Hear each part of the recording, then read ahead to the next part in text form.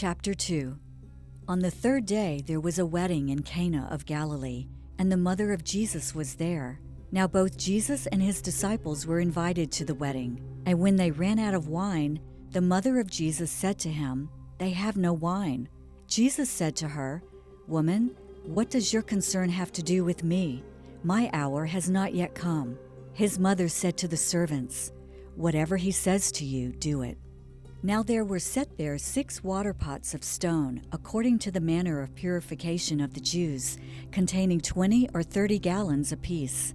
Jesus said to them, "Fill the water pots with water," and they filled them up to the brim. And he said to them, "Draw some out now and take it to the master of the feast." And they took it. When the master of the feast had tasted the water that was made wine, and did not know where it came from, but the servants who had drawn the water knew, the master of the feast called the bridegroom. And he said to him, "Every man at the beginning sets out the good wine, and when the guests have well drunk, then the inferior. You have kept the good wine until now." This beginning of signs Jesus did in Cana of Galilee, and manifested his glory, and his disciples believed in him.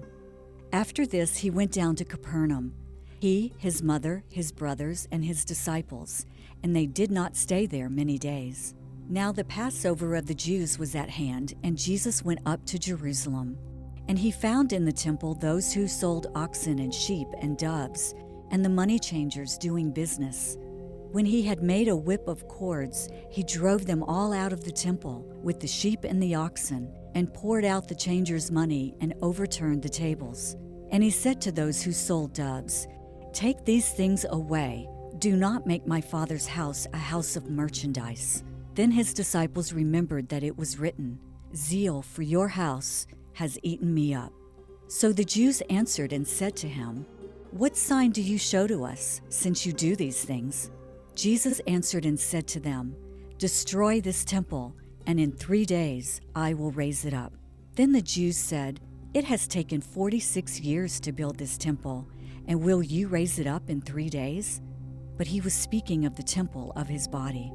Therefore, when he had risen from the dead, his disciples remembered that he had said this to them, and they believed the scripture and the word which Jesus had said.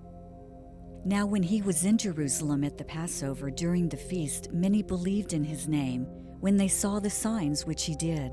But Jesus did not commit himself to them, because he knew all men, and had no need that anyone should testify of man, for he knew what was in man.